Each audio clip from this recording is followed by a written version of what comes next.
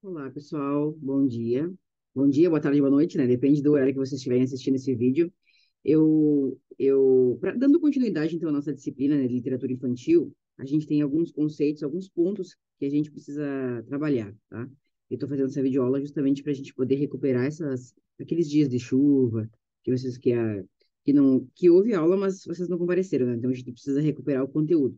Então, dentro dessa lógica de recuperação desse conteúdo, eu elaborei uma série de slides para a gente poder rever alguns pontos, né, dando continuidade desde a última aula em que a gente trabalhou que eram contos de fada, que eram contos maravilhosos, e aprofundando um pouco mais esse assunto, tá?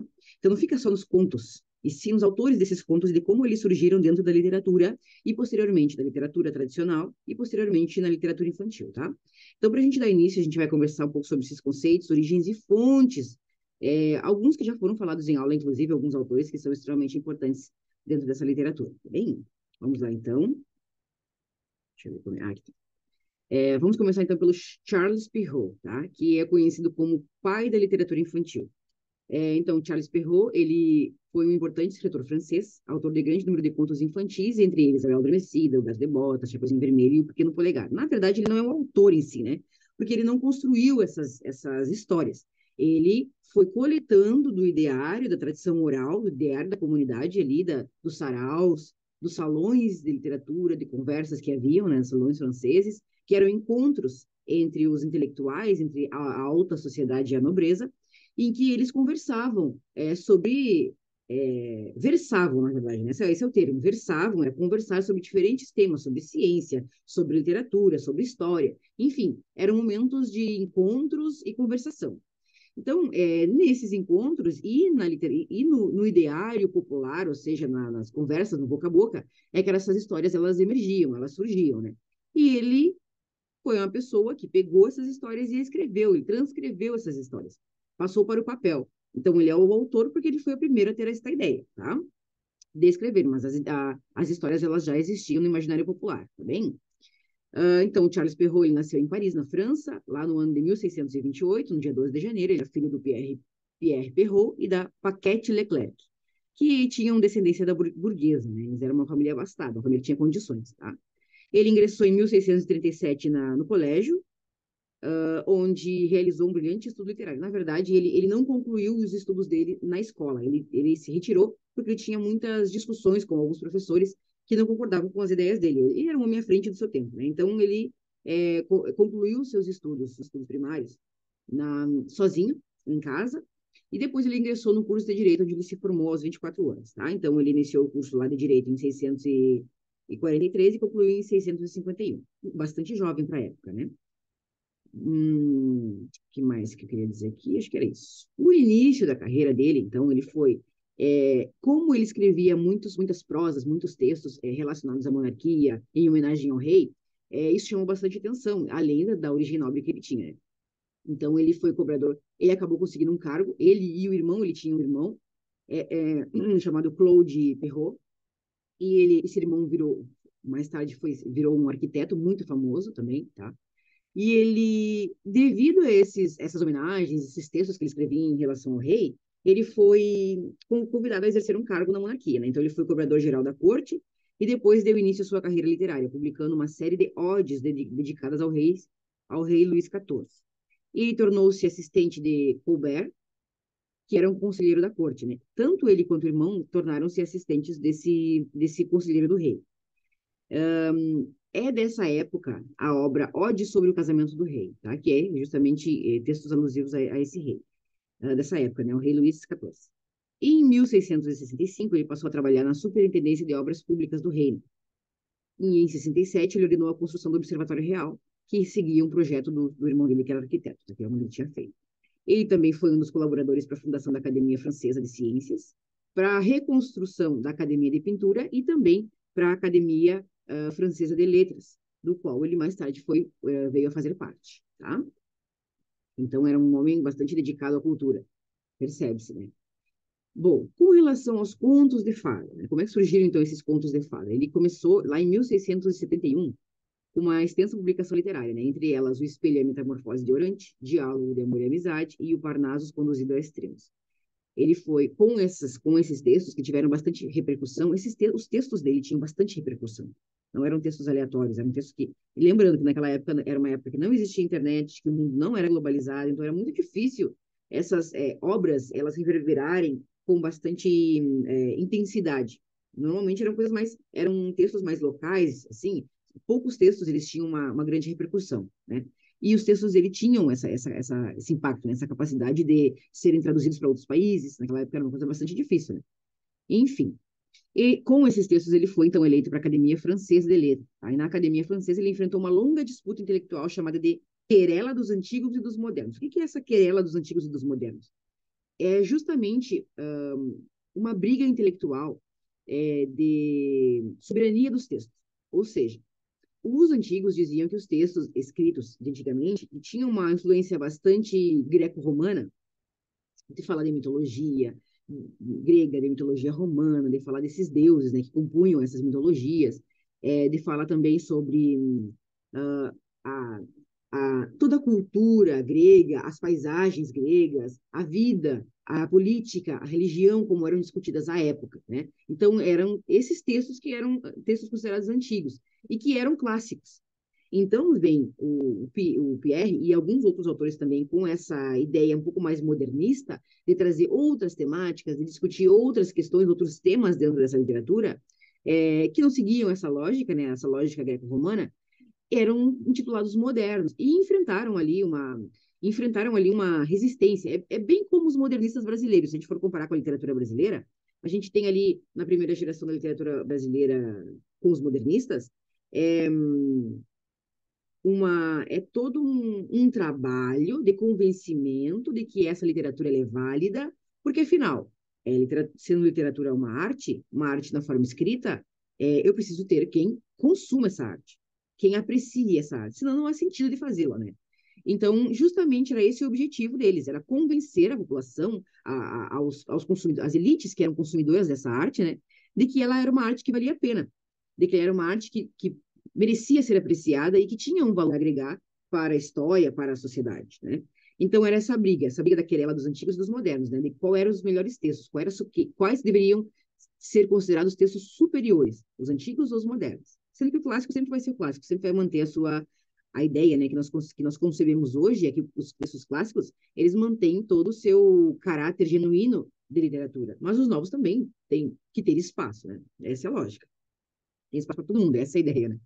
Então, em 1697, com quase 70 anos, ele já era, não era bem 70 anos, gente, se não me engano, ele tinha uns 62 anos, mais ou menos, mas já era considerado uma idade avançada para a época. Ele foi desligado dos seus cargos oficiais do reino, né? E aí, então, ele começou a se dedicar a escrever, a registrar as histórias, né? Registrar as histórias ou contos da memória popular. Então, ao dar um acabamento literário a esse tipo de história, ele estava criando um novo gênero da literatura, que é o conto de fadas. Então, a gente tem aqui as histórias ou contos de fada do tempo passado. O nome desse conjunto de histórias era Histórias ou Contos do Tempo Passado com Moralidades, ou Contos da Mamãe Gansa, que veio, o Contos da Mamãe Gansa veio para ser meio um nome que veio depois, assim, surgiu depois, para resumir esse tempo passado com moralidades. A ideia era justamente ter uma moral da história muito forte e essas temáticas elas não eram voltadas para consumo infantil, eram consumo adulto, tá? Então eram histórias que continham, agora a gente já vai ver, falar sobre isso, um pouquinho sobre isso, né? Histórias que continham temas como demônios, como adultério, de histórias que de fato serviam para impactar de alguma forma e influenciar a comunidade, tá? Então, ele foi publicado em 1697, sob o título Histórias ou Contos do Tempo Passado com Moralidades, e tem o texto ali, o título em francês ali para vocês, embora tenha ficado conhecido pelo o título que aparece no frontispício, né? Essa capa, essa foto que vocês estão vendo aí é a capa do livro mesmo, Contos da Mamãe Gans, tá? Porque era um quadro que tem ali, né? Vocês estão vendo, né? Diz ali, Contos de Ma Mère Loyer, não sei como é a pronúncia em francês, mas é basicamente isso que está escrito ali. E era era um quadro que está na figura. Só que as pessoas associaram aquelas palavras ali no quadro ao título do livro, então ele ficou muito mais popularmente conhecido como Contos da Mamãe Gans. Então, que havia sido o título da edição manuscrita parcial, contendo 5 contos, tá? Que foi lançado em 1695, 2 anos antes, né, do lançamento oficial.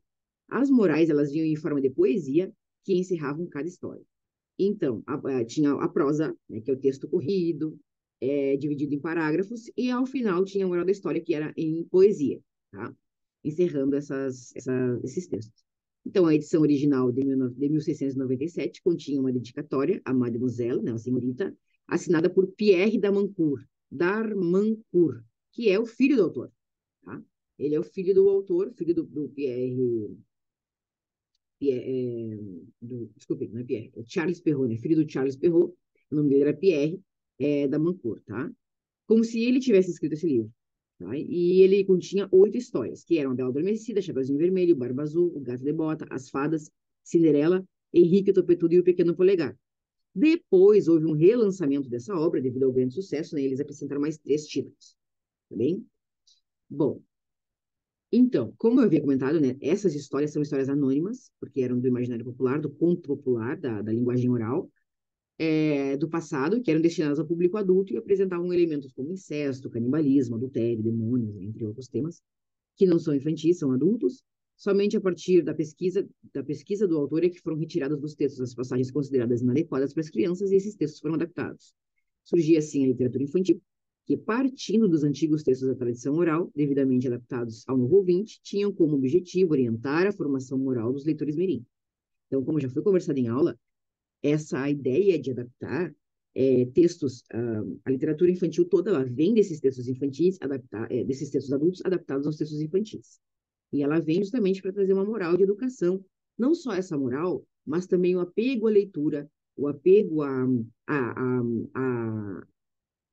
o apego não, mas o apelo à imaginação, o apelo à criatividade. Então, a gente usa hoje em dia a literatura infantil justamente com essa ideia, não só as fábulas, né, mas também tentando transparecer morais, né, uma moral específica para as crianças, mas não só isso, não só isso, né, mas também para fomentar esse apego e esse amor à leitura, tá? Então, aqui eu trouxe algumas histórias resumidas de como elas eram originalmente, tá? Vamos dar uma olhadinha? A gente tem o Chapeuzinho Vermelho. Na história do Chapeuzinho Vermelho, né, é um grande alerta para não se deixar enganar por estranhos. Essa é a moral da história do Chapeuzinho Vermelho, tá? Na versão do Perrault, do Charles Perrault. Então, o final ele é bastante trágico, porque sendo tanto a vovó quanto o Chapeuzinho Vermelho foram devoradas pelo lobo mau. Então, o objetivo, de fato, do autor era mesmo alertar os jovens dos perigos que alguns homens mal intencionados podiam oferecer, tá? Então, essa é a ideia original. O Pequeno Polegar também, né? Muitos dizem que o conto do Pequeno Polegar foi inspirado na história bíblica do Davi e do Golias, que era um gigante, né? Mas não há como ter certeza disso, né? De fato, existem algumas semelhanças. O Pequeno Polegar, então, é o menor de 7 irmãos de uma família muito pobre que são abandonados pelos pais na floresta.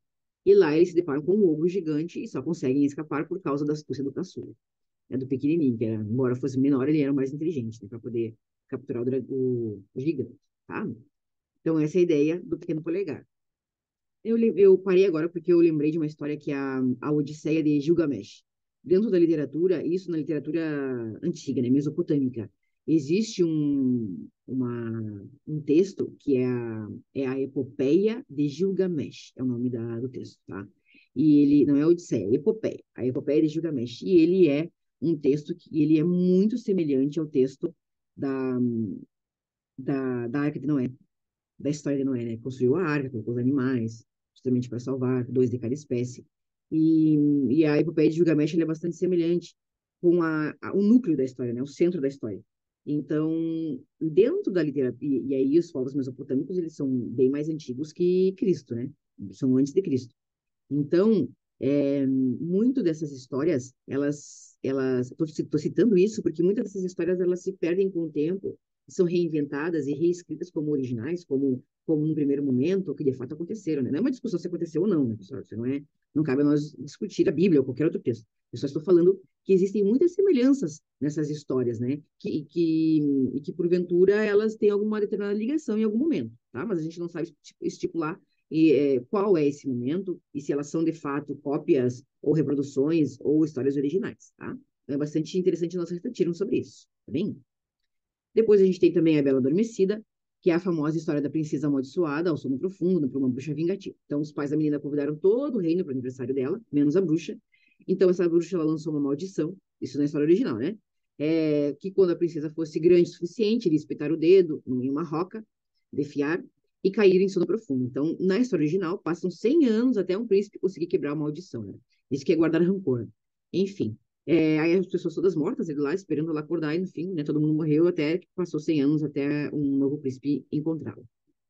Tem a Cinderela também, que é bem diferente, porque não tem a fada, não tem o elemento, né, místico, que é a fada, que a gente já viu esses elementos que compõem. Lembra? A gente viu dos ogros, das fadas e todos os outros elementos que podem conter dentro de um conto maravilhoso ou de um conto de fada.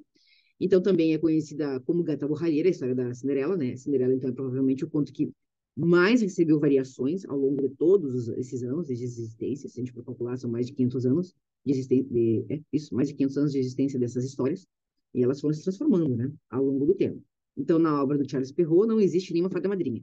A magia, ela está nos contos e na árvore que cresce no túmulo da mãe da Cinderela. E a Cinderela por sua vez, saberia usar essa magia a seu favor, tá?